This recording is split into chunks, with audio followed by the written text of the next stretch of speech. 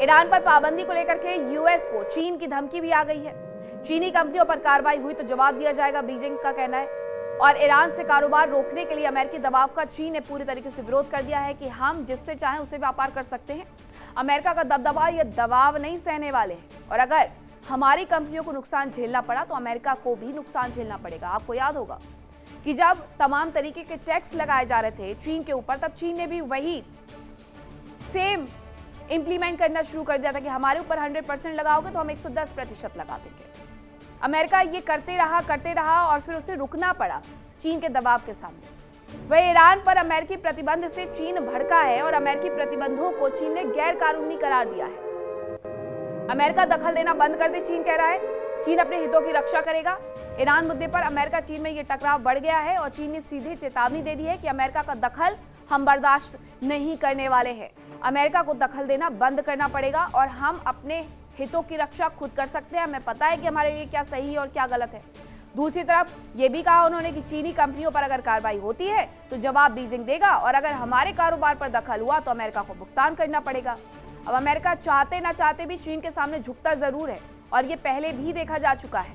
जब वो तमाम तरीके के टैक्स का बोझ डालने का प्रयास चीन के ऊपर कर रहा था, चीन ने ऐसा सबक सिखाया था कि अमेरिका को उल्टे पैर होना पड़ा था। इस बार भी स्थिति ईरान के साथ कारोबार को लेकर के वही बनी हुई है। अमेरिका कह रहा है अगर कोई ईरान का सपोर्ट करेगा तो हम उसे नहीं छोड़ने वाले हैं। दूसरी तरफ चीन ये कह रहा है कि हमें जिससे व्यापार करना है हम करेंगे और हमारी कंपनियों पर अगर आंच भी आई, उन पर लगाम कसने की कोशिश भी की गई तो अमेरिका को इसका भुगतान करना पड़ेगा।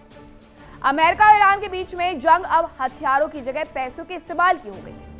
अब ईरान के सैन्य ठिकानों और अहम अड्डों पर बमबारी की जगह ईरान के कारोबार को दबाव में लाने का प्रयास हो रहा है। हालांकि ईरान ने बिल्कुल स्पष्ट कर दिया है कि उस पर इससे कोई प्रभाव नहीं पड़ने वाला। उसके साथ ही चीन ने भी अमेरिका को चेतावनी दी है। हालांकि अमेरिका के दावों की हकीकत अब इसी बात से समझी जा सकती है कि वो अब जंग के लिए अपनी रणनीति बदलने को मजबूर हो गया है।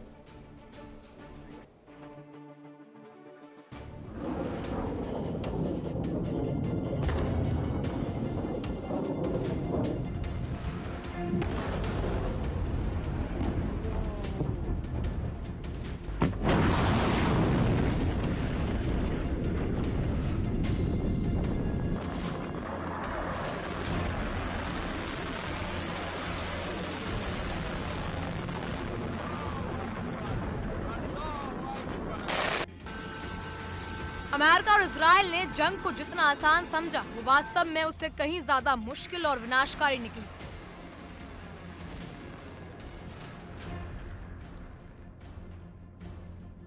ईरान के खिलाफ अमेरिका और इजराइल की हर चाल नाकामयाब रही।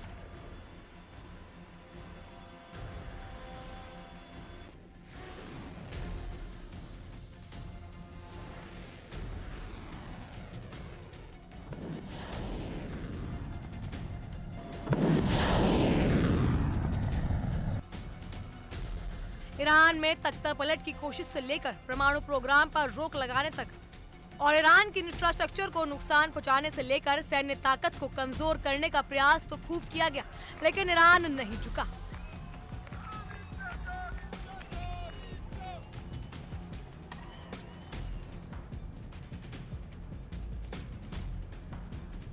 अमेरिका ने ईरान के ठिकानों पर बमबारी की। 13,000 से ज्यादा जगहों पर बम गिराए, लेकिन कोई फायदा नहीं हुआ। ईरान ने जंग के दौरान हॉर्मुज स्ट्रेट को ब्लॉक किया, जहाजों के आने जाने के लिए आदेश जारी किए। आदेश नहीं मानने वाले जहाजों पर हमले भी किए गए।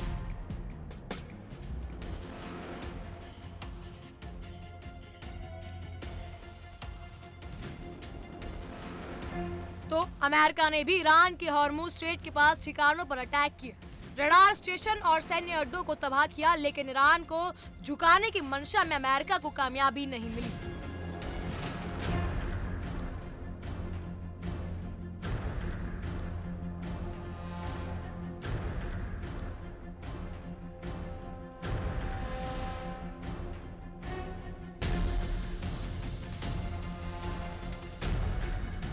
आखिरकार अमेरिका ने एक बार फिर बमबारी की जगह आर्थिक प्रतिबंधों वाली रणनीति का सहारा लिया।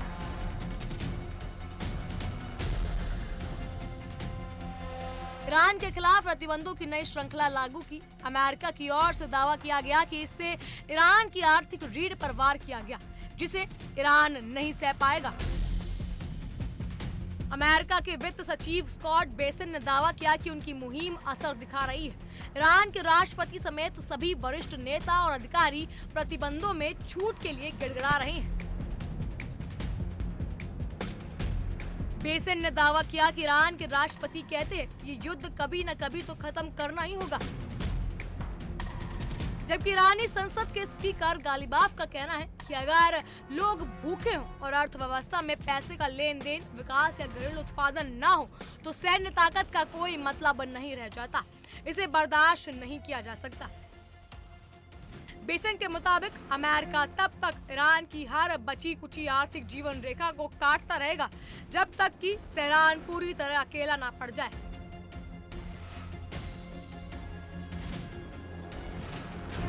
उनका दावा है कि जब सिस्टम चलाने वाले लोग ही भूख और ताकत के इस्तेमाल की सीमा की बात करने लगते हैं तो इसका मतलब है कि आर्थिक दबाव अब सिर्फ एक थ्योरी नहीं बल्कि सरकार के भीतर की एक हकीकत बन चुका है।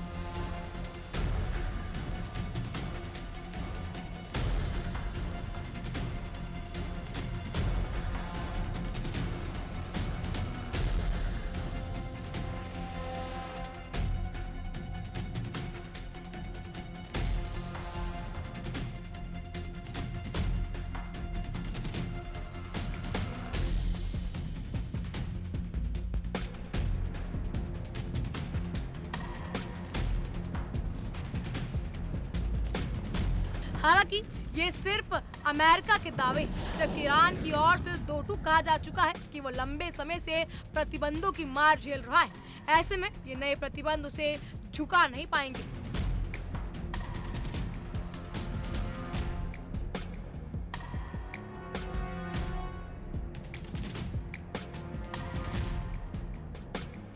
उधर अमेरिका के नए प्रतिबंधों से ईरान पर दबाव बढ़ा तो चीन की भी टेंशन बढ़ गई। चीन ने साफ चेतावनी दी है कि अगर अमेरिकी राष्ट्रपति डोनाल्ड ट्रंप का प्रशासन चीनी कंपनियों को ईरान से जुड़े बड़े प्रतिबंधों के दायरे में लाता है तो बीजिंग भी चुप नहीं बैठेगा। खबर है कि अमेरिका के नए प्रतिबंधों से चीन बेहद नाराज है। दरअसल चीन ईरान के कुल तेल निर्यात का लगभग 90% हिस्सा खरीदता है। चीन के विदेश मंत्रालय ने साफ शब्दों में अमेरिका को चेतावनी दी कि चीन अपने अधिकारों और हितों की रक्षा के लिए हर जरूरी कदम उठाएगा।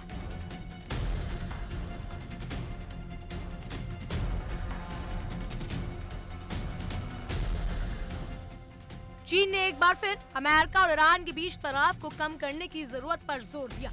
चीन का तर्क है कि दोनों पक्षों को बातचीत की मेज पर वापस आना जरूरी है, न कि दूसरों पर एक तरफा पाबंदियां थोपना।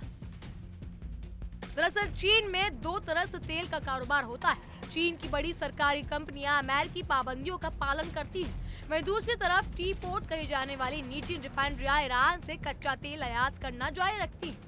जब अमेरिका ने पहले इन पर बैन लगाया था तो चीन ने अपनी घरेलू कंपनियों को उन आदेशों को मानने से मना कर दिया था। अमेरिका का प्रतिबंधों को लेकर दावा, ईरान की चेतावनी और चीन के ऐतराज अपनी जगह हैं। इनके परिणाम तो भविष्य में दिखेंगे, लेकिन फिलहाल हालात ऐसे हो चुके हैं कि अमेरिका को अपनी रणनीति बदलनी पड़ रही है।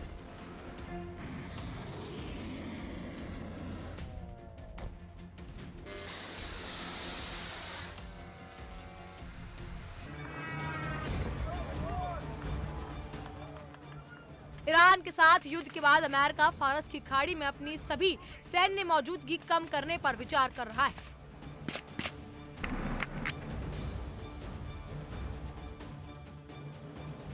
पश्चिमी मीडिया के मुताबिक पेंटागन फिलहाल समीक्षा कर रहा है कि क्या अब गल्फ देशों में पहले जितने अमेरिकी सैनिक रखने की जरूरत है। माना जा रहा है कि ईरान के साथ जंग में अमेरिकी सेना को भारी नुकसान हुआ। अमेरिकी सैन्य बेस भी बर्बाद हुए। रिपोर्ट के मुताबिक इस दौरान 200 से ज्यादा अमेरिकी सैन्य सुविधाएं क्षतिग्रस्त या तबाह हुई। फिलहाल अमेरिका जॉर्डन से लेकर ओमान तक फैले करीब 20 सैन्य ठिकानों पर लगभग 40,000 सैनिक तैनात रखता है और इस तैनाती को कम करने पर विचार किया जा रहा है।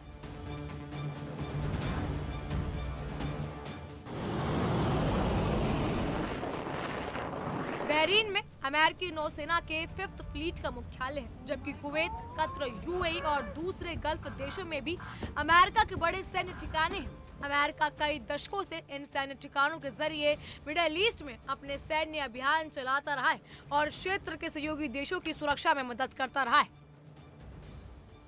युद्ध के दौरान अमेरिका के कई सैन्य ठिकाने मिसाइल और ड्रोन हमलों की जद में आए।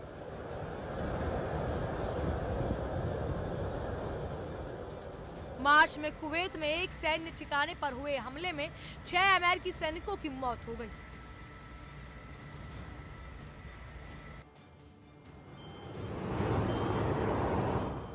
रिपोर्ट्स के मुताबिक युद्ध में 200 से ज्यादा अमेरिकी मिलिट्री फैसिलिटी को नुकसान पहुंचा।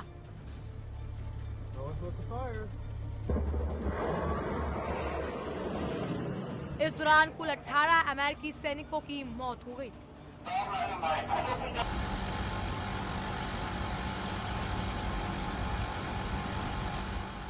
ईरान के हमलों से बचाव के लिए अमेरिकी सेना को 1000 से ज्यादा एयर डिफेंस इंटरसेप्टर मिसाइलें दागनी पड़ी।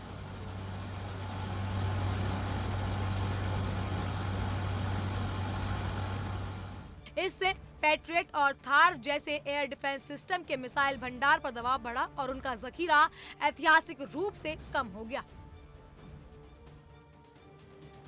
अमेरिकी अधिकारियों का मानना है कि भविष्य में ऐसे हमलों का खतरा कम करने के लिए सैनिकों और सैन्य उपकरणों की तैनाती पर दोबारा विचार करना जरूरी है।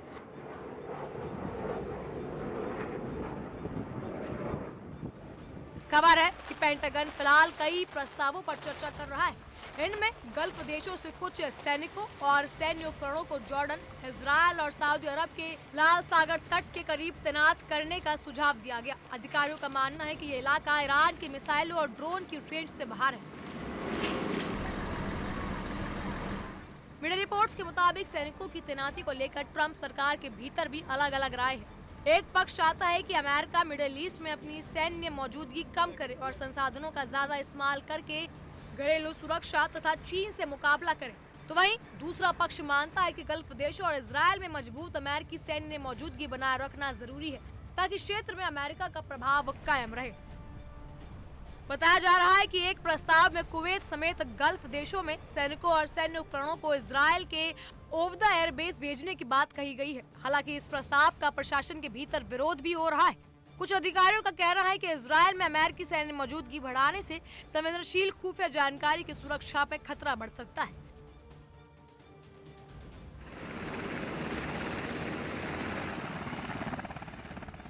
माना जा रहा है कि अगर अमेरिका गल्फ देशों में सैनिक को हटाता है तो इसका सबसे ज्यादा असर वहां के सिक्योरिटी इंफ्रास्ट्रक्चर पर पड़ेगा।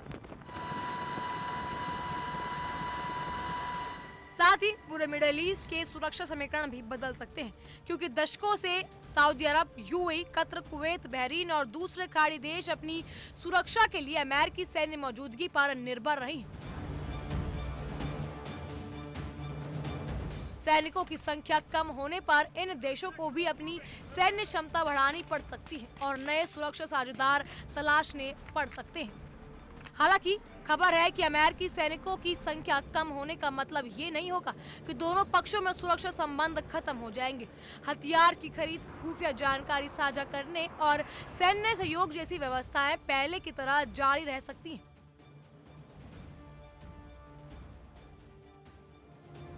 पेंटागन का अनुमान है कि सितंबर के अंत तक ईरान युद्ध पर अमेरिका का खर्च 37.5 अरब डॉलर यानी करीब 3.6 लाख करोड़ रुपए तक पहुंच सकता है। इस अनुमान में क्षतिग्रस्त सैन्य ठिकानों को दोबारा बनाने का खर्च शामिल नहीं है। इसीलिए अमेरिका अब सिर्फ उनकी मरम्मत पर नहीं बल्कि ये भी तय कर रहा है कि सभी ठिकानों को पहले की जगह फिर से बनाया जाए या कुछ और दूसरी जगह पर शिफ्ट किया जाए।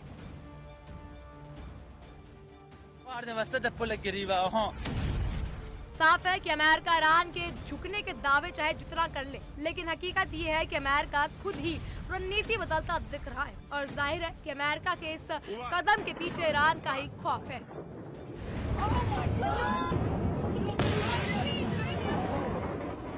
Report, India daily 24/7।